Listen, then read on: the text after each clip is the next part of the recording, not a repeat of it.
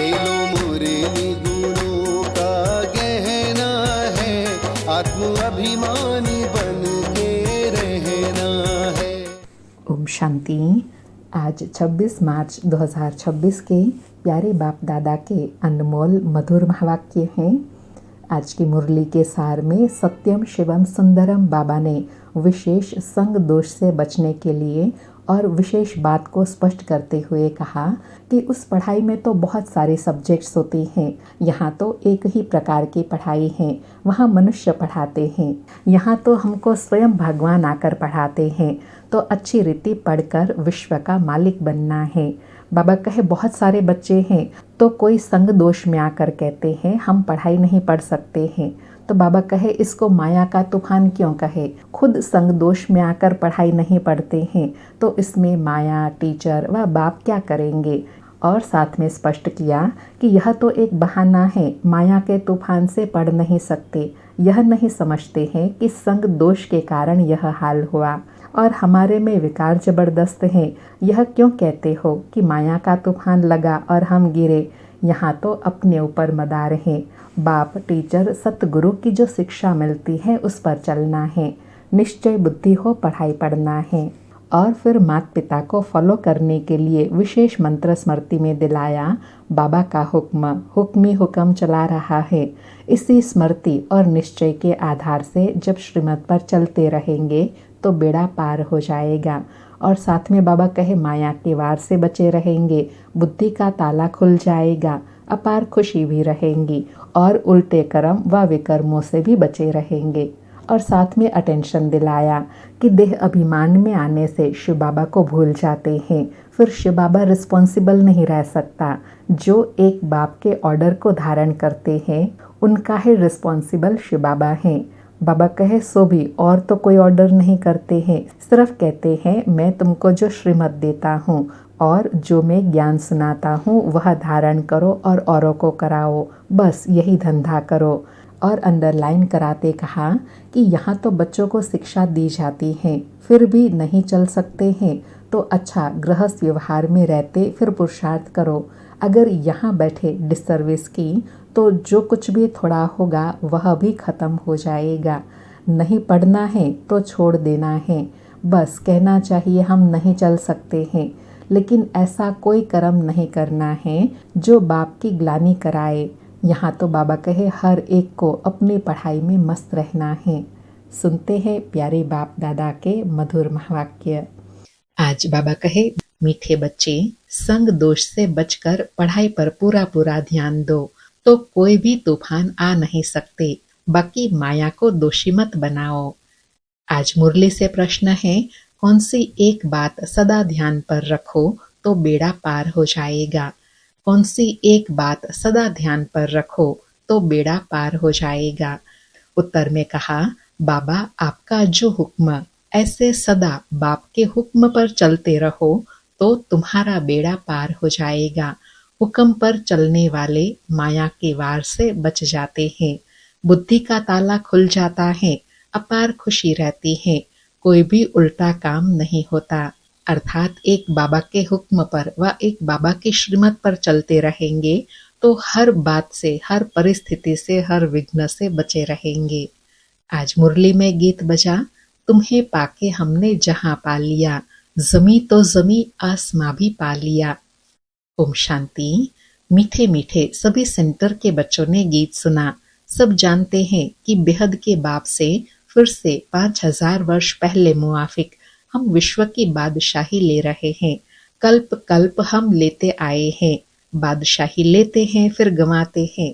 बच्चे जानते हैं अभी हमने बेहद के बाप की गोद ली है, वह उनके बच्चे बने हैं। है भी बरोबर, अर्थात बरोबर अभी हम बाबा के बच्चे बने हैं। घर बैठे पुरुषार्थ करते हैं, बेहद के बाप से ऊंच पद पाने के लिए पढ़ाई चल रही है। तुम जानते हो ज्ञान सागर पतित पावन सर्व का सदगति दाता शिव बाबा ही हमारा बाप भी है, टीचर भी है और सतगुरु भी है। उनसे हम वर्षा लेते हैं तो उसमें कितना पुरुषार्थ करना चाहिए ऊंच पद पाने लिए। अज्ञान काल में भी स्कूल में पढ़ते हैं तो नंबरवार मार्क्स से पास होते हैं। अपनी पढ़ाई अनुसार। वहाँ ऐसे तो कोई नहीं कहेंगे कि माया हमको विघ्न डालती है, वह तूफान आते हैं, ठीक रीति पढ़ते नहीं हैं, वह बुरे संग में जाकर फंस पड़ते हैं, खेल कूद में लग जाते हैं, इसलिए पढ़ाई नहीं पढ़ते हैं, नापास हो जाते हैं। बाकी इसको माया के तूफान नहीं कहेंगे। बाबा कहे उस पढ़ाई में माया के तूफान नहीं आते हैं, अपनी ही लापरवाही होती है। लेकिन बाबा कहे इस रूहानी पढ़ाई में माया के तूफान अनेक प्रकार के आते हैं। बाबा कहे चलन ठीक नहीं रहती तो टीचर भी सर्टिफिकेट देते कि इनकी बद चलन है, कुसंग में खराब हुआ है। इसमें माया रावण को दोषी बनाने की बात नहीं है। बड़े बड़े अच्छे आदमियों के बच्चे कोई तो अच्छा पढ़ जाते हैं, कोई शराब आदि पीने लग जाते हैं, गंदे तरफ चले जाते हैं, तो बाप भी कहते हैं कि कपूत हो गया है। उस पढ़ाई में तो बहुत सब्जेक्ट होते हैं, यह तो एक ही प्रकार की पढ़ाई है। वहाँ मनुष्य पढ़ाते हैं, यहाँ बच्चे जानते हैं। क्या जानते हैं? हमको भगवान पढ़ाते हैं। हम अच्छी रीति पढ़े तो विश्व का मालिक बन सकते हैं। बाबा कहे वहाँ भी मनुष्य को पता है कि हमको मनुष्य टीचर पढ़ाते हैं, और यहाँ तुमको पता है कि हमें यह रूहानी पढ़ाई स्वयं भगवान पढ़ाते हैं, जिससे हम विश्व का मालिक बनते हैं। बाबा कहे बच्चे तो बहुत हैं, फिर कोई पढ़ नहीं सकता। संग दोष में आकर के इसको माया का तूफान क्यों कहे? बाबा कहे संग दोष में खुद आया ना, तो इसको माया का तूफान क्यों कहेंगे? खुद ही संग में फंसा ना। बाबा कहे संग में कोई पढ़ता नहीं है तो इसमें माया व टीचर व बाप क्या करेंगे? नहीं पढ़ सकते हैं तो चले गए अपने घर। यह तो ड्रामा अनुसार पहले भट्टी में पढ़ना ही था। शरण आकर ली, कोई को पति ने मारा, तंग किया, तो कोई को वैराग आ गया, घर में चल नहीं सकी, फिर कोई यहाँ आकर भी चली गई। नहीं पढ़ सकी तो जाकर नौकरी आदि में लगी व शादी की। यह तो एक बहाना है। अर्थात सदा बाबा के बच्चे न बने रहना, यह भी खुद की ही कमी होती है। कहीं न कहीं संग दोष में आ जाते हैं या खुद की ही कोई कमी होती है तो पढ़ाई छोड़ देते हैं। बाबा कहे माया के तूफान से पढ़ नहीं सकते।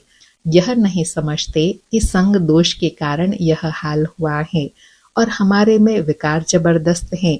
यह क्यों नहीं कहते हैं कि माया का तूफान लगा तब गिर पड़े? यह तो अपने ऊपर मदार है। बाबा कहे माया आती है लेकिन अपने ऊपर भी तो मदार है ना।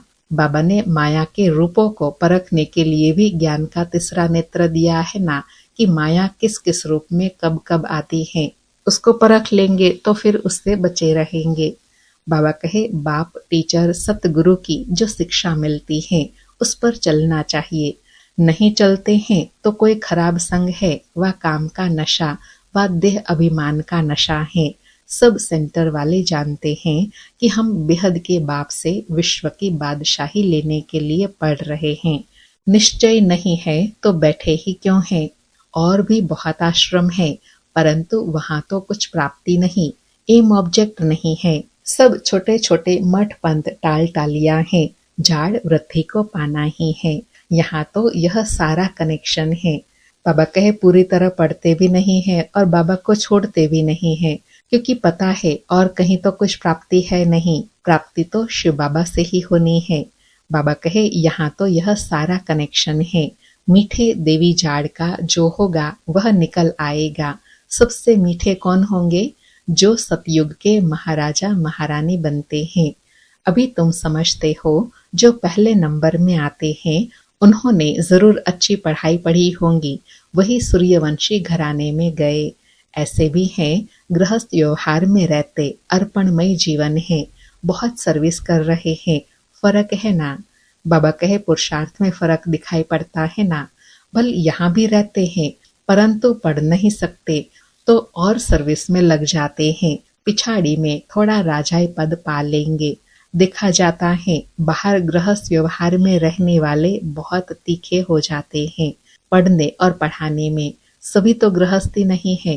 कन्या व कुमार को गृहस्थी नहीं कहेंगे, और जो वानप्रस्थी है वह 60 वर्ष के बाद फिर सब कुछ बच्चों को दे खुद कोई साधु आदि के संग में जाकर रहते हैं। आजकल तो तमोप्रधान है, तो मरने तक भी धंधे आदि को छोड़ते नहीं हैं। आगे 60 वर्ष में वानप्रस्थ अवस्था में चले जाते थे, बनारस में जाकर रहते थे। यह तो बच्चों ने समझाया है, वापस कोई जा न सके, सदगति को पा न सके। बाप ही मुक्ति जीवन मुक्ति दाता है, वह भी सब जीवन मुक्ति को नहीं पाते, कोई तो मुक्ति में चले जाते हैं। बाबा कहे जीवन मुक्ति भी सबको नहीं मिलती है, कोई मुक्ति में जाते हैं, कोई जीवन मुक्ति में। बाबा कहे अब आदि सनातन देवी देवता धर्म की स्थापना हो रही है, फिर जो जितना पुरुषार्थ करे उनमें कुमारियों को अच्छा चांस है, पारलौकिक बाप की वारिस बन जाती है। यहाँ तो सब बच्चे बाप से वर्षा लेने के हकदार हैं, वहाँ तो बच्चियों को वर्षा नहीं मिलता, बच्चों को लालच रहती है। भल ऐसे भी हैं जो समझते हैं कि यह भी वर्षा मिलेगा, वो भी लेवे, उनको क्यों छोड़े, दोनों तरफ पढ़ते हैं। बाबा कहे ऐसे भी विचार रख, दोनों तरफ प्राप्ति करना चाहते हैं। बाबा कहे ऐसे किस्म किस्म के हैं। अब यह तो समझते हैं अच्छा जो पढ़ते हैं वह ऊंच पद पा लेते हैं, प्रजा में बहुत साहूकार बन जाते हैं। यहाँ रहने वालों को अंदर ही रहना पड़ता है, दास दासिया बन जाते हैं। फिर त्रेता के अंत में 3, 4, 5 जन्म करके राजाई पद मिलेगा। उनसे तो वहाँ साहूकार अच्छा है, जो सतयुग से लेकर उन्हों की साहूकारी कायम रहती है। बाबा स्पष्ट कर रहे हैं कि साहूकार और दास दासियों में क्या फर्क रहेगा। इसलिए बाबा कहे पुरुषार्थ हमेशा राजा बनने का करना है। बाबा कहे गृहस्थ व्यवहार में रहकर साहूकारी पद क्यों नहीं लेना चाहिए। कोशिश करते हैं हम राजाई पद पाए, परंतु अगर खिसक पड़ते हैं तो प्रजा में अच्छा पद पाने का पुरुषार्थ करना चाहिए, वह भी तो ऊंच पद हुआ ना। बाबा आज स्पष्ट कर रहे हैं कि पहला पद तो है महाराजा महारानी बनने का, दूसरा साहूकार का पद पाना भी अच्छा है। बाबा कहे यहाँ रहने वालों से बाहर वाले बहुत ऊंचा पद पा सकते हैं। सारा मदार पुरुषार्थ पर है, पुरुषार्थ कभी छिप नहीं सकता। प्रजा में जो बड़े ते बड़ा साहूकार बनेगा वह छिप नहीं सकेगा। ऐसे नहीं कि बाहर वालों को कोई कम पद मिलता है। पिछाड़ी में राजाई पद पाना अच्छा व प्रजा में शुरू से लेकर ऊंच पद पाना अच्छा। गृहस्थ व्यवहार में रहने वालों को इतने माया के तूफान नहीं आते हैं, यहाँ वालों को तूफान बहुत आते हैं। हिम्मत करते हैं हम शिव बाबा की शरण में बैठे हैं, परंतु संग दोष में पड़ते नहीं हैं, पिछाड़ी में सब मालूम पड़ जाता है। बाबा कहे जो पुरुषार्थ नहीं किया, किस कारण नहीं किया, वो लास्ट में रियलाइज होगा। बाबा कहे साक्षात्कार होगा, कौन क्या पद पाएंगे। नंबर वार पढ़ते हैं ना, कोई तो सेंटर को आपे ही चलाते हैं, कहाँ तो सेंटर चलाने वाले से भी पढ़ने वाले तीखे हो जाते हैं। सारा पुरुषार्थ पर है, ऐसे नहीं कि माया के तूफान आते हैं, नहीं, अपनी चलन ठीक नहीं है। बाबा कहे माया को तो दोष दे देते हो, लेकिन कारण अपनी चलन का है। बाबा कहे श्रीमत पर नहीं चलते हैं, लौकिक में भी ऐसे होता है। टीचर व माँ बाप की मत पर नहीं चलते। तुम तो ऐसे बाप के बच्चे बने हो जिनको कोई बाप ही नहीं। वहां तो बाहर में बहुत जाना पड़ता है। कई बच्चे संग दोष में फंस पड़ते हैं तो नापास हो जाते हैं। ऐसा क्यों कहेंगे माया के तूफान में आते हैं। बाबा स्पष्ट कर रहे हैं कि संग दोष को माया का तूफान क्यों कहेंगे। अपनी ही विलिंग से संग दोष में आते हैं ना, जबकि जानते हैं कि यह संग दोष है, तो फिर माया को दोष क्यों देते हैं। बाबा कहे यह अपनी मूर्खता है, डायरेक्शन पर नहीं चलते हैं, ऐसे चलन से नापास हो जाते हैं। बहुतों को लालच रहती है, कोई में क्रोध, कोई में चोरी की आदत, आखिर में मालूम तो पड़ जाता है फलाने फलाने ऐसे चलन के कारण चले गए, समझा जाता है शूद्र कुल के बन गए। उनको फिर ब्राह्मण नहीं कहेंगे, फिर जाकर शूद्र बन गए। पढ़ाई छोड़ दी, थोड़ा भी ज्ञान सुना तो प्रजा में आ जाएंगे। बड़ा झाड़ है।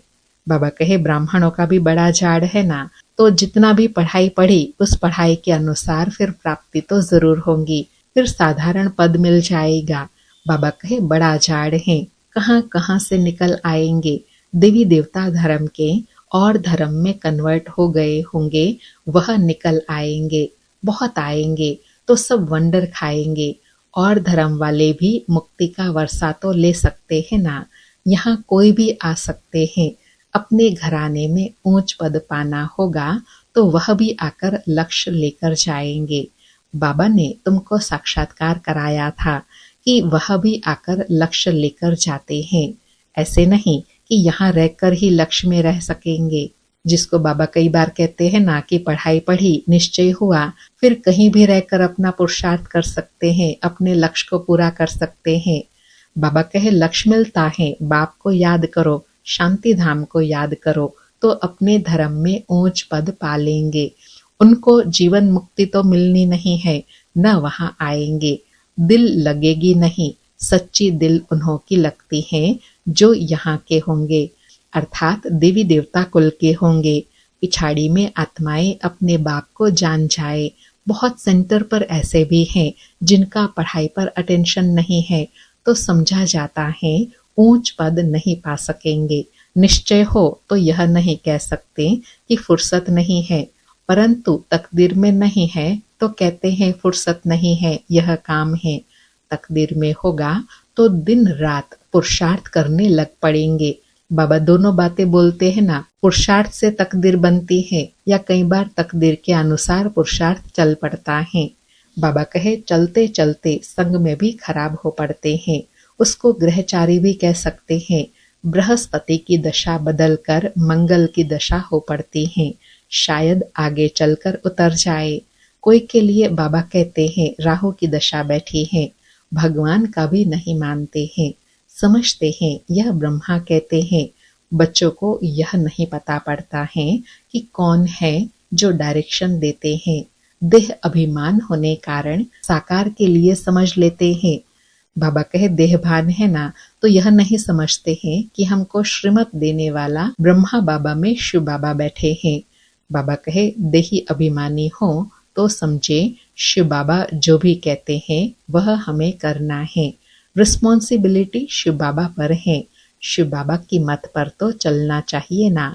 देह अभिमान में आने से शिव बाबा को भूल जाते हैं, फिर शिव बाबा रिस्पॉन्सिबल नहीं रह सकता, उनका ऑर्डर तो सिर पर धारण करना चाहिए। बाबा ने बड़ी सूक्ष्म बात पर अंडरलाइन कराया कि मैं किसका रिस्पॉन्सिबल हूँ, जो निश्चय बुद्धि हो, देही अभिमानी हो, एक बाबा की श्रीमत पर चलते रहे। अगर निश्चय बुद्धि हो, श्रीमत पर नहीं चलते हैं तो उनका रिस्पॉन्सिबल शिव बाबा नहीं है। बाबा कहे उनका शिव बाबा का ऑर्डर तो सिर पर धारण करना चाहिए, परंतु समझते नहीं है कि कौन समझाते हैं। सो भी और तो कोई ऑर्डर नहीं करते हैं, सिर्फ बाप कहते हैं मैं तुमको श्रीमत देता हूँ, एक तो मुझे याद करो और जो ज्ञान मैं सुनाता हूँ वह धारण करो और कराओ। बाबा कहे ऑर्डर भी मैं क्या देता हूँ, कोई बड़ी बात नहीं कहता हूँ। क्या कहते हैं, सिर्फ कहते हैं मुझे याद करो और जो मैं ज्ञान सुनाता हूँ उसको सुनो, धारण करो और कराओ। बाबा कहे बस यही धंधा करो।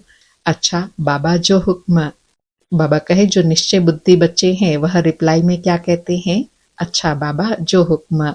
राजाओं के आगे जो रहते हैं वह ऐसे कहते हैं जो हुक्म। वह राजाए हुक्म करते थे, यह शिव बाबा का हुक्म है। घड़ी घड़ी कहना चाहिए जो हुक्म शिव बाबा, तो तुमको खुशी भी रहेंगी।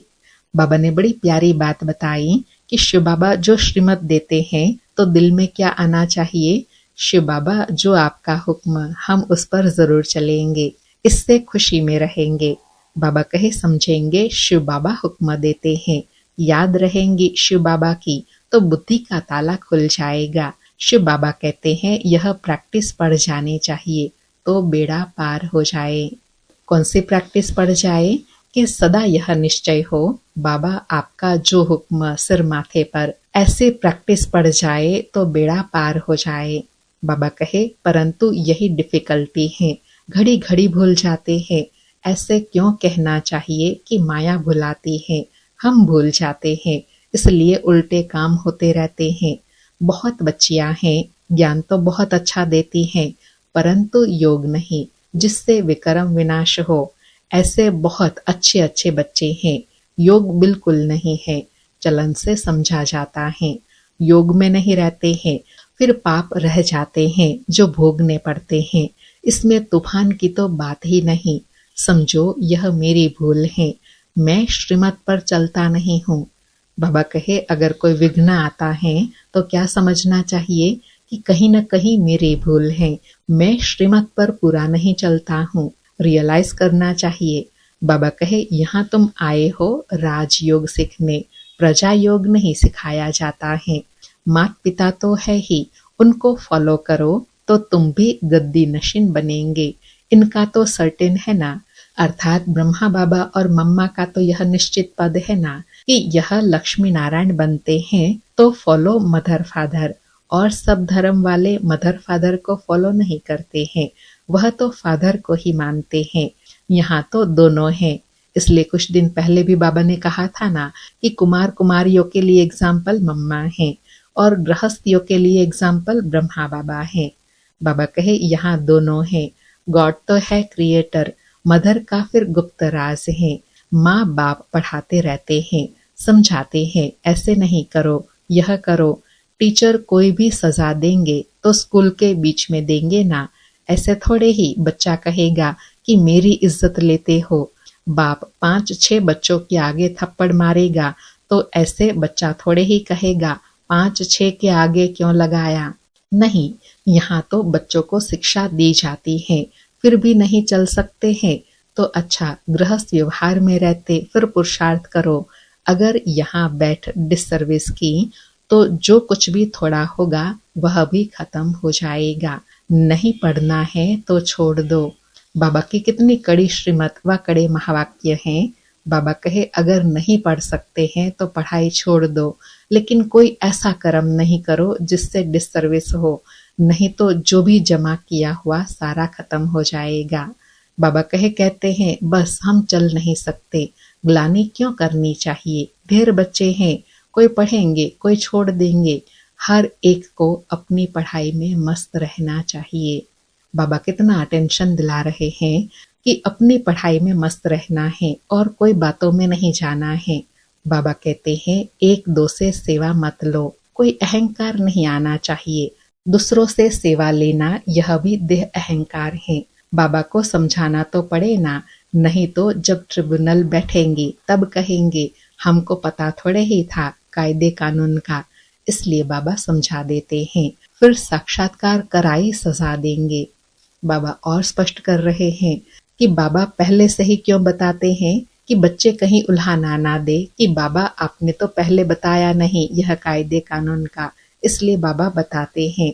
और बाबा की श्रीमत मिलने के बाद भी फिर भी ऐसा कोई कर्म किया तो बाबा कहे साक्षात्कार कराई फिर सजा देंगे। बाबा कहे बिगर प्रूफ सजा थोड़े ही मिल सकती है। अच्छा समझाते तो बहुत हैं, कल्प पहले मुआफिक हर एक की तकदीर देखी जाती है। कई सर्विस कर अपनी जीवन हीरे जैसी बनाते हैं, कई हैं जो तकदीर को लकीर लगा देते हैं। अच्छा, मीठे मीठे सिकिलधे बच्चों प्रति माता पिता बाप दादा का याद प्यार और गुड मॉर्निंग। रूहानी बाप की रूहानी बच्चों को नमस्ते। हम रूहानी बच्चों की रूहानी माता पिता बाप दादा को याद प्यार गुड मॉर्निंग और नमस्ते नमस्ते। सारी मुरली से धारणा के लिए सार है। पहला पॉइंट, बाप टीचर सतगुरु द्वारा जो शिक्षाएं मिलती हैं उन पर चलना है। माया को दोष न देकर अपनी कमियों की जांच कर उन्हें निकालना है। दूसरा पॉइंट, अहंकार का त्याग कर अपनी पढ़ाई में मस्त रहना है। कभी दूसरों से सेवा नहीं लेनी है। संग दोष से बहुत बहुत संभाल करनी है। आज बाबा ने वरदान दिया, संकल्पों के इशारों से सारी कारोबार चलाने वाले सदा लाइट के ताजधारी भव। संकल्पों के इशारों से सारी कारोबार चलाने वाले सदा लाइट के ताजधारी भव। स्पष्टीकरण है, जो बच्चे सदा लाइट रहते हैं उनका संकल्प व समय कभी व्यर्थ नहीं जाता। वही संकल्प उठता है जो होने वाला है।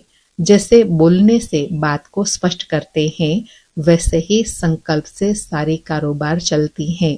जब ऐसी विधि अपनाओ तब यह साकार वतन सूक्ष्म वतन बने। इसके लिए साइलेंस की शक्ति जमा करो और लाइट के ताजधारी रहो।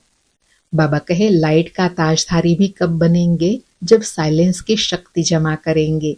और साइलेंस की शक्ति जब जमा होंगी तो क्या होगा? सारे सूक्ष्म कारोबार चलेंगी, अर्थात जो करना होगा वही संकल्प आएगा और कोई संकल्प नहीं। जिसको कहे व्यर्थ सब समाप्त हो जाएगा। आज का स्लोगन है, इस दुख धाम से किनारा कर लो तो कभी दुख की लहर आ नहीं सकती। आज 26 मार्च के अव्यक्त इशारे हैं, निश्चय के फाउंडेशन को मजबूत कर सदा निर्भय और निश्चिंत रहो। बाबा कहे जैसे कार में बैटरी जब थोड़ी ढीली हो जाती है, कार अपने आप नहीं चलती है तो दूसरों से थोड़ा धक्का लगवाते हैं। ऐसे जिस भी आत्मा में आपका फेथ हो और समझो इनसे हमको मदद मिल सकती है तो उनसे थोड़ा सा सहयोग लेकर आगे बढ़ जाना चाहिए। कमजोरी की बात को ज्यादा नहीं सोचना, तब खुशी में आगे बढ़ते जाएंगे। बाबा ने बड़ा गुह्य पुरुषार्थ बताया कि सदा खुशी तब बनी रहेंगी जब पुरुषार्थ में ब्राह्मण जीवन में उन्नति होंगी। अगर देखो कहाँ थोड़ा सा ढीलापन है तो जिस भी आत्मा में आपका फेथ है उनसे राय सलाह करके उनका सहयोग लेकर पुरुषार्थ में आगे बढ़ना चाहिए। कमजोरी वाली स्थिति में नहीं रहना है। पुरुषार्थ में उन्नति होंगी तो खुशी होंगी। अच्छा, ओम शांति। शुक्रिया बाबा, शुक्रिया।